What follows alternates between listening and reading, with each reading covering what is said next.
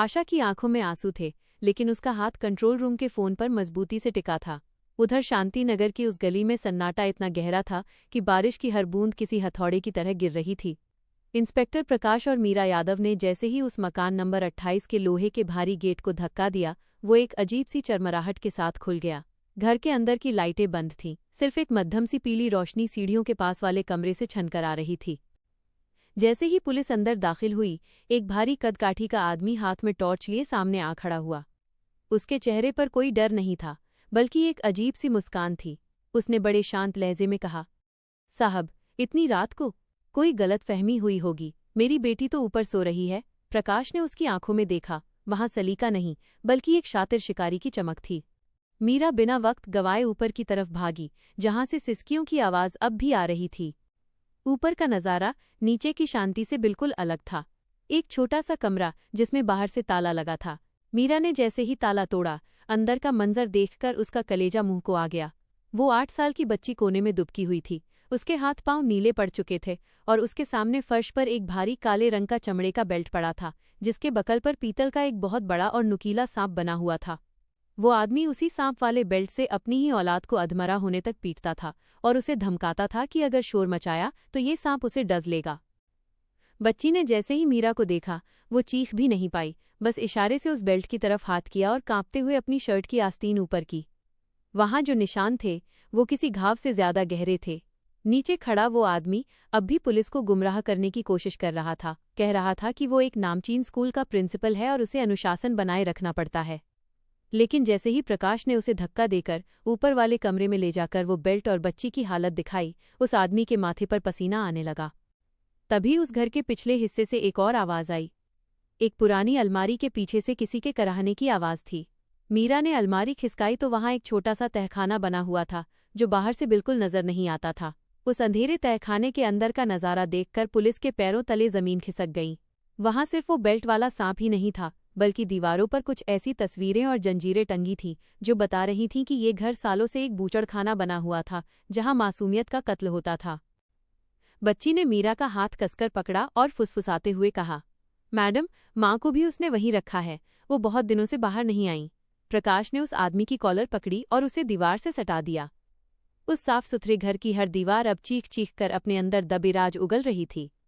जैसे जैसे पुलिस घर की गहराई में उतर रही थी, उन्हें समझ आ रहा था कि ये मामला सिर्फ मारपीट का नहीं, बल्कि एक ऐसे घिनौने खेल का है जो समाज के रसूखदार चेहरे के पीछे खेला जा रहा था।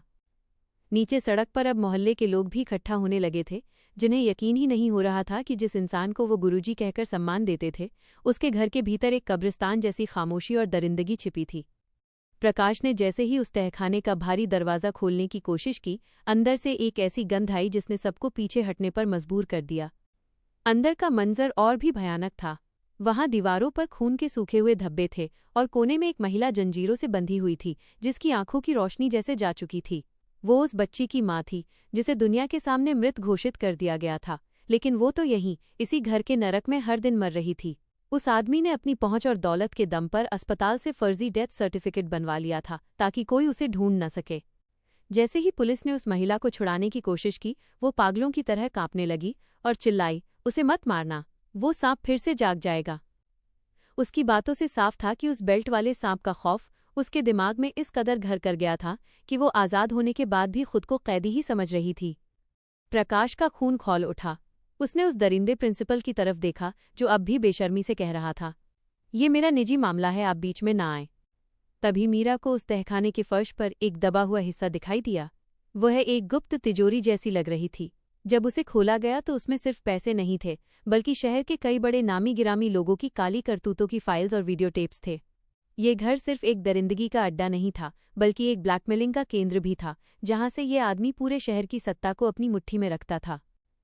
बच्ची धीरे धीरे पुलिस की सुरक्षा में बाहर आ रही थी, लेकिन उसके पैर उस कमरे की चौखट पार करने से हिचक रहे थे। उसे अब भी लग रहा था कि वो काला बेल्ट कहीं से भी निकलकर उसे जकड़ लेगा। अचानक उस आदमी ने पुलिस की पकड़ से छूटने की कोशिश की और सीधे उस तिजोरी की तरफ भागा, जैसे वो कोई सबूत मिटाना चाहता हो या शायद वहां कोई हथियार छिपा था। प्रकाश ने उसे दबोच लिया, लेकिन उसी छीना झपटी में वो अलमारी गिर गई और दीवार का एक और हिस्सा ढह गया, जिसके पीछे कुछ ऐसा था जिसे देखकर मीरा की चीख निकल गई। वहां एक छोटा सा पालना रखा था जो धूल से अटा पड़ा था, लेकिन उसके अंदर किसी छोटे बच्चे के अवशेष दिखाई दे रहे थे। ये वो राज था जो इस घर की बुनियाद में दबा हुआ था और जिसे सुनकर पूरा शहर सुन्न पड़ने वाला था। अभी तो ये सिर्फ शुरुआत थी। उस मकान नंबर 28 के हर कमरे, हर दीवार और हर कोने में न जाने कितने और राज दबे थे। पुलिस को समझ आ गया था कि ये केस रातों रात खत्म होने वाला नहीं है, बल्कि ये तो एक ऐसे समंदर की गहराई है जिसमें जितने नीचे जाओगे उतना ही अंधकार मिलेगा। प्रकाश ने जब उस पालने की ओर कदम बढ़ाया तो उसके जूतों की आवाज़ उस खामोश तहखाने में गूंज रही थी। पालने के भीतर जो कुछ भी था उसने वहां मौजूद हर पुलिसवाले की रूह कपा दी थी। वो सिर्फ एक अवशेष नहीं था, बल्कि उस घर की सबसे बड़ी और काली सच्चाई का सबूत था। मीरा ने कांपते हाथों से उस पालने के पास पड़ी एक धुंधली सी डायरी उठाई। डायरी के पन्ने पुराने थे और उन पर खून के छींटे सूखे हुए थे। जैसे जैसे मीरा ने उन पन्नों को पलटना शुरू किया, एक ऐसी कहानी सामने आने लगी जिसने इस पूरे मामले को एक नया और खौफनाक मोड़ दे दिया। वो आदमी जिसे सब गुरुजी कहते थे, वो सिर्फ अपनी पत्नी और बेटी पर ही जुल्म नहीं कर रहा था। वो सालों से एक सुनियोजित तरीके से ऐसे बच्चों को निशाना बना रहा था जिनका कोई आगे पीछे नहीं था। वो स्कूल की आड़ में एक ऐसा काला धंधा चला रहा था जहां बच्चों की पहचान मिटा दी जाती थी। वो पालना उसी का एक हिस्सा था। मीरा को डायरी में कई ऐसे नाम मिले जिनके आगे मिटा दिया गया लिखा था। प्रकाश ने उस आदमी की कॉलर को और जोर से झटका दिया और चिल्लाकर पूछा, ये सब क्या है? ये पालना किसका है? लेकिन वह आदमी अब भी एक विक्षिप्त मुस्कान के साथ खामोश खड़ा था, जैसे उसे यकीन हो कि उसका साम्राज्य कभी नहीं ढहेगा। तभी तहखाने के दूसरे छोर से एक भारी लोहे का दरवाज़ा खिसकने की आवाज़ आई। प्रकाश और मीरा सतर्क हो गए। वहां से एक और परछाई निकलकर सामने आई। वो एक बूढ़ी औरत थी जिसके चेहरे पर अनगिनत जख्मों के निशान थे। उसे देखते ही वो प्रिंसिपल पहली बार डरा हुआ लगा। उस औरत ने लड़खड़ाती आवाज में कहा, साहब इसे मत छोड़ना। इसने न जाने कितनी माताओं की गोद सूनी की है। ये पालना मेरे पोते का है जिसे इसने 10 साल पहले यहीं दफन कर दिया था। उस औरत की गवाही ने पुलिस के होश उड़ा दिए। वो औरत कोई और नहीं बल्कि उस घर की पुरानी नौकरानी थी जिसे सालों से इसी कालकोठरी में कैद करके रखा गया था ताकि वो बाहर जाकर सच न बोल सके। माहौल और भी तनावपूर्ण होता जा रहा था। बाहर बारिश की रफ्तार बढ़ गई थी और बिजली कड़कने से पूरे घर में एक डरावनी रोशनी फैल रही थी। प्रकाश ने टीम को और बैकअप बुलाने का इशारा किया क्योंकि अब ये मामला सिर्फ एक घर तक सीमित नहीं रह गया था। डायरी में मिले सुराग इशारा कर रहे थे कि शहर के कई रसूखदार लोग इस सांप के फन के नीचे दबे हुए थे। वे सब इस दरिंदगी में बराबर के हिस्सेदार थे और इसी वजह से आज तक कोई आवाज़ बाहर नहीं आ पाई थी। बच्ची जो अब भी मीरा के पीछे छुपी थी, उसने अचानक एक दीवार की तरफ इशारा किया जहां एक बड़ी सी पेंटिंग लगी थी। मीरा ने उस पेंटिंग को हटाया तो उसके पीछे एक और डिजिटल लॉक वाला दरवाज़ा मिला। प्रकाश ने अपनी सूझबूझ से और उस आदमी की जेब से मिली चाबियों के गुच्छे का इस्तेमाल कर उसे खोलने की कोशिश की। जैसे ही वो दरवाज़ा खुला, वहां का नज़ारा पिछले तहखाने से भी ज़्यादा आधुनिक और डरावना था। वहां कई सारे मॉनिटर्स लगे थे जो शहर के अलग अलग हिस्सों में चल रहे इसी तरह के सेफ हाउस की लाइव फीड दिखा रहे थे। ये एक पूरा नेटवर्क था। वह आदमी एक बड़ा मोहरा था, लेकिन असली खिलाड़ी अभी भी पर्दे के पीछे थे। मीरा ने देखा कि उन मॉनिटर्स में से एक पर अभी भी हलचल हो रही थी। कोई वहां से डेटा डिलीट करने की कोशिश कर रहा था। प्रकाश ने तुरंत साइबर सेल को अलर्ट किया। उस शांत घर की दीवारों के पीछे छिपा ये डिजिटल नरक अब पूरी दुनिया के सामने आने वाला था। बच्ची की वो एक कॉल, जिसने शुरू में सबको एक मामूली घरेलू हिंसा का मामला लग रहा था, वो अब देश के सबसे बड़े मानव तस्करी और ब्लैकमेलिंग रैकेट के खुलासे की वजह बन चुकी थी। हर बीतते मिनट के साथ उस मकान नंबर 28 की गहराई बढ़ती जा रही थी और पुलिस को लग रहा था कि वे किसी बहुत बड़े दलदल के मुहाने पर खड़े हैं। प्रकाश और मीरा की सांसें उस डिजिटल रूम की स्क्रीन को देखकर जम सी गई थीं। कर्सर तेजी से घूम रहा था और फाइलें एक एक करके गायब हो रही थीं। सर, अगर ये डेटा चला गया तो हम कभी साबित नहीं कर पाएंगे कि इस खेल में और कौन कौन शामिल है, मीरा चिल्लाई। प्रकाश ने बिना वक्त गंवाए अपनी जेब से एक पोर्टेबल हार्ड ड्राइव निकाली और सर्वर के मुख्य पोर्ट में लगा दी। उसकी उंगलियां कीबोर्ड पर बिजली की तरह दौड़ रही थीं। वो आदमी जिसे अब तक वे गुरुजी कह रहे थे, कोने में खड़ा होकर अब भी पागलों की तरह हंस रहा था। कोशिश कर लो इंस्पेक्टर, लेकिन इस दरिया की गहराई तुम्हें डुबो देगी। ये फाइलें सिर्फ नाम नहीं हैं, ये इस शहर की नब्ज हैं। अचानक स्क्रीन पर एक लाल रंग का अलर्ट चमका। Data transfer interrupted. Cyber cell ने उधर से सर्वर को फ्रीज कर दिया था। लेकिन जैसे ही डेटा रुका, घर के बाहर से गोलियों की आवाज़ आने लगी। सन्नाटा अचानक चीखों और धमाकों में बदल गया। प्रकाश ने तुरंत अपनी सर्विस रिवॉल्वर निकाली और मीरा को बच्ची के साथ पीछे होने का इशारा किया। बाहर बारिश की आड़ में काली गाड़ियों का एक काफिला मकान नंबर 28 को घेर चुका था। ये पुलिस नहीं थी, बल्कि वे लोग थे जिनका नाम उन फाइलों में था। शहर के वे रसूखदार सफ़ेदपोश जो अपना सच दफन करने के लिए किसी भी हद तक जा सकते थे। मैडम, वो लोग आ गए। वो सबको मार देंगे। बच्ची बदहवास होकर मीरा की वर्दी पकड़कर रोने लगी। मीरा ने उसे गले से लगाया और तहखाने के एक सुरक्षित कोने में धकेल दिया। कुछ नहीं होगा बेटा, अब हम यहाँ हैं। तभी तहखाने का भारी लोहे का दरवाज़ा एक जोरदार धमाके के साथ खुला। धुएं के गुबार के बीच से कुछ नकाबपोश लोग अंदर घुसे। उनकी बंदूकों पर साइलेंसर लगे थे। मुकाबला बराबरी का नहीं था, लेकिन प्रकाश और मीरा के पास खोने के लिए कुछ नहीं था सिवाय उस सच के जिसे वे बाहर ले जाना चाहते थे। एक छोटी सी मुठभेड़ के बाद प्रकाश ने एक हमलावर को जख्मी कर दिया, लेकिन तभी उस हमलावर के हाथ से एक छोटा सा उपकरण फर्श पर गिरा। वो एक रिमोट था। प्रिंसिपल की आंखों में अब डर नहीं, बल्कि एक शैतानी जीत की चमक थी। मैंने कहा था ना इंस्पेक्टर, ये घर मेरी सल्तनत है। अगर मैं नहीं तो कोई नहीं। उसने झपटकर वो रिमोट दबा दिया। पूरे घर के भीतर एक अजीब सी बीप की आवाज़ गूंजने लगी। दीवारों के अंदर टाइमर लगा था। इस आदमी ने अपने पूरे काले साम्राज्य को मिटाने के लिए घर को एक बारूद के ढेर में तब्दील कर रखा था। मीरा ने घड़ी की तरफ देखा। सिर्फ 120 सेकंड।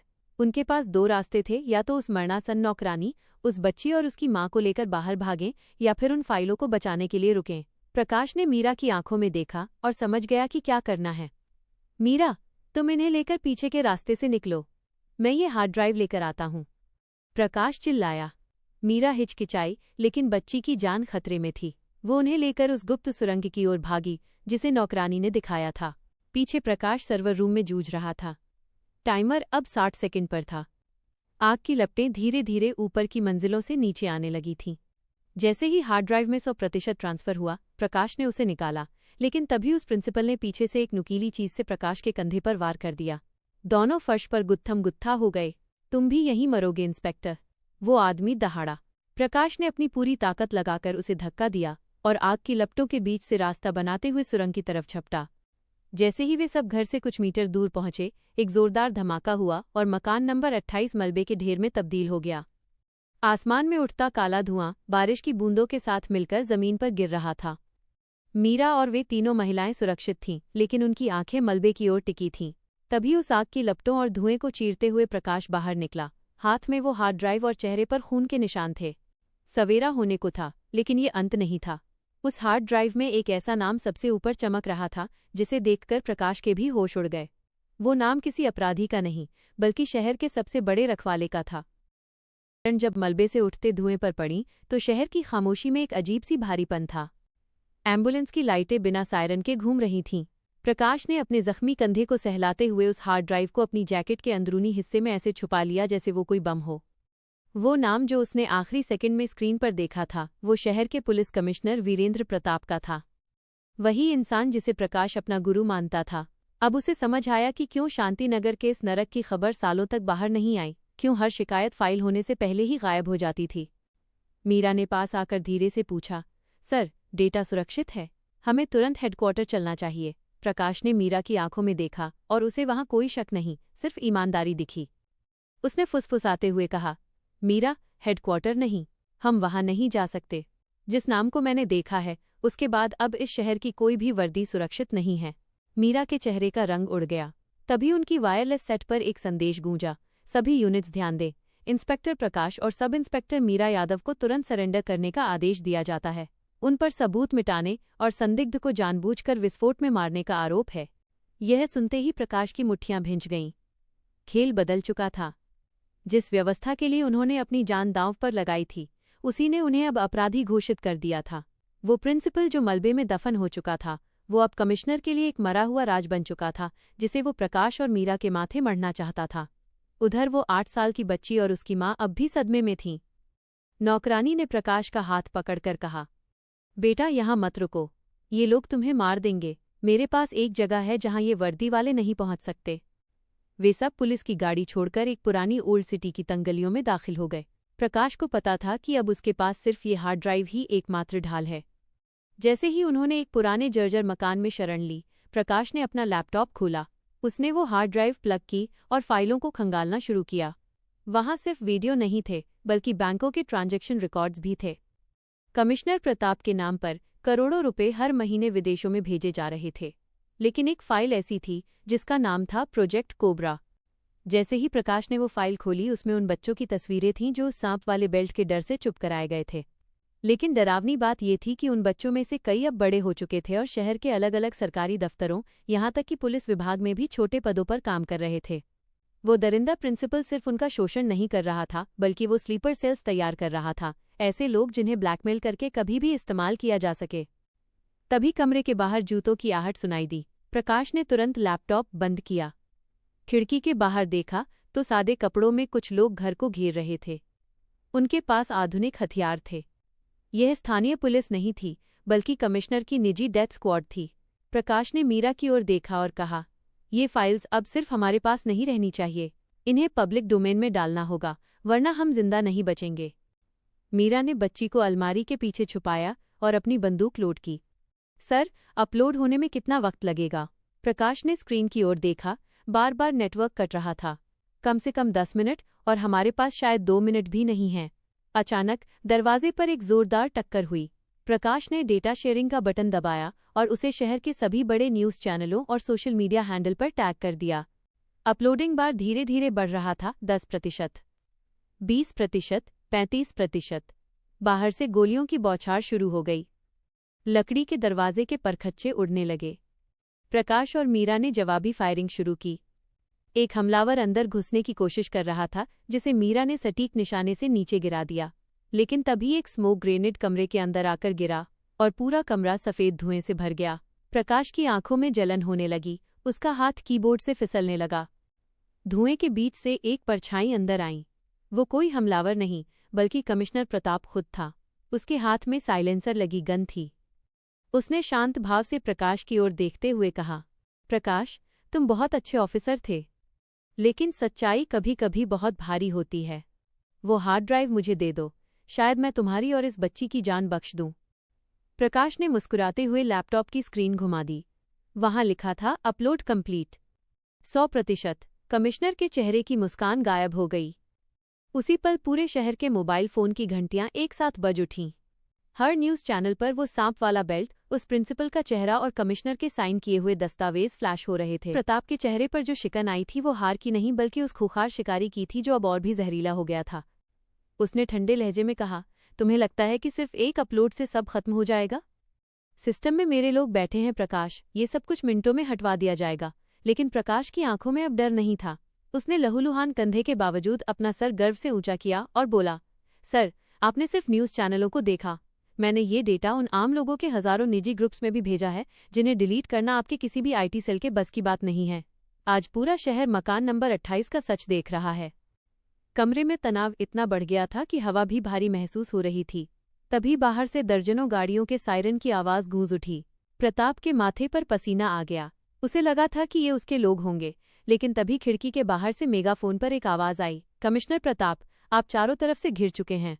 स्टेट विजिलेंस और सीआईडी की टीम यहां पहुंच चुकी है। अपनी गन नीचे डाल दें। प्रकाश ने राहत की एक सांस ली। उसने अपनी जान दांव पर लगाकर जो सच हवा में छोड़ा था, उसने अपना काम कर दिया था। प्रताप ने बौखलाहट में गन की नली प्रकाश की तरफ तानी, लेकिन मीरा ने फुर्ती दिखाते हुए उसकी कलाई पर वार किया और गन दूर जा गिरी। उसी पल दरवाज़ा तोड़कर विजिलेंस की टीम अंदर दाखिल हुई और प्रताप की कलाई में हथकड़ियां ठोक दी गईं। जिस शख्स ने अपनी पूरी जिंदगी दूसरों को कैद करने और डराने में गुजारी थी, आज वही अपनी ही काली करतूतों की जंजीर में बंध चुका था। उस पुरानी इमारत से बाहर निकलते वक्त नज़ारा बिल्कुल अलग था। वहां हजारों लोगों की भीड़ जमा थी। वे लोग जो सालों से इस सांप के खौफ में जी रहे थे, आज अपनी आवाज़ वापस पा चुके थे। जब मीरा ने उस बच्ची को गोद में लेकर बाहर कदम रखा, तो भीड़ ने रास्ता दे दिया। बच्ची ने आसमान की ओर देखा, जहां अब बारिश थम चुकी थी और बादलों के बीच से सूरज की किरणें झांक रही थीं। प्रकाश को स्ट्रेचर पर ले जाया जा रहा था, लेकिन उसने रुकने का इशारा किया। उसने उस बच्ची के पास जाकर उसके सिर पर हाथ रखा और धीरे से कहा, बेटा, अब वो सांप हमेशा के लिए मर चुका है। अब तुम्हें किसी बंद दरवाजे के पीछे छिपने की जरूरत नहीं है। बच्ची ने पहली बार अपनी छोटी सी मुस्कान दिखाई और प्रकाश के हाथ को कसकर पकड़ लिया। मकान नंबर 28 अब महज एक मलबा था, लेकिन उस मलबे से एक नई उम्मीद का जन्म हुआ था। शहर के वे तमाम रसूखदार लोग जो अब तक अंधेरे में छिपकर मासूमियत का सौदा करते थे, एक एक करके कानून के शिकंजे में आने लगे। उस हार्ड ड्राइव ने पूरे सिस्टम की सफाई की शुरुआत कर दी थी। आशा वर्मा, जिसने कंट्रोल रूम में बैठकर पहली कॉल उठाई थी, उसे बहादुरी के पुरस्कार से नवाजा गया। लेकिन उसके लिए सबसे बड़ा इनाम वो पल था जब उसी बच्ची ने उसे फोन किया और सिर्फ इतना कहा, दीदी, आज मैं सुकून से सोई हूं। प्रकाश की आंखों में एक गहरी संतुष्टि थी, भले ही शरीर जख्मों से चूर था। कुछ दिनों बाद जब अस्पताल से उसे छुट्टी मिली तो उसका पहला कदम उस छोटे से सरकारी आश्रय गृह की ओर बढ़ा जहां वो बच्ची और उसकी मां ठहरी हुई थीं। वहां का नज़ारा मकान नंबर 28 के उस भयानक सन्नाटे से कोसों दूर था। वहां अब बच्चों के खेलने की आवाज़ें थीं और खिड़कियों से ताज़ा हवा अंदर आ रही थी। जैसे ही प्रकाश अंदर पहुंचा, उसने देखा कि वो बच्ची धूप में बैठी एक ड्राइंग बुक पर कुछ रंग भर रही थी। मीरा पहले से ही वहां मौजूद थी। मीरा ने प्रकाश को देखते ही मुस्कुराकर इशारा किया। प्रकाश जब बच्ची के पास पहुंचा तो उसने देखा कि इस बार उसकी ड्राइंग में कोई काला सांप या अंधेरा कमरा नहीं था।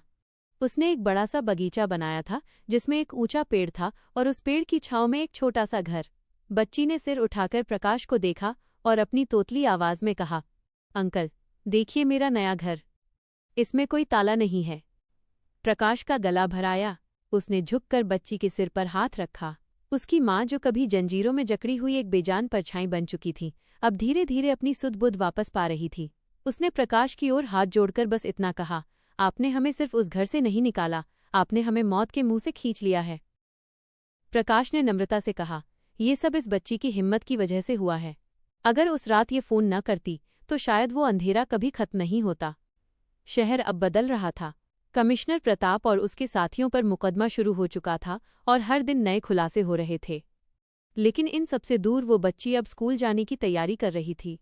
मीरा ने उसकी जिम्मेदारी उठाने का फैसला किया था और प्रकाश ने कसम खाई थी कि वो वर्दी में रहे या न रहे, अब किसी भी सांप को किसी मासूम का बचपन डसने नहीं देगा। कहानी का वो डरावना अध्याय अब बंद हो चुका था।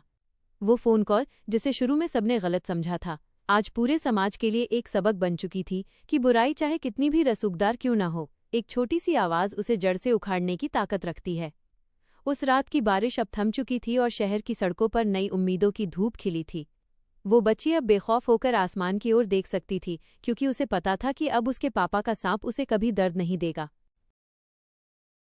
अगर आपको ये कहानी पसंद आई हो तो इस चैनल को सब्सक्राइब करें और बेल आइकन को ज़रूर दबाएं ताकि ऐसी ही दिल छू लेने वाली कहानियां आप तक पहुंचती रहें।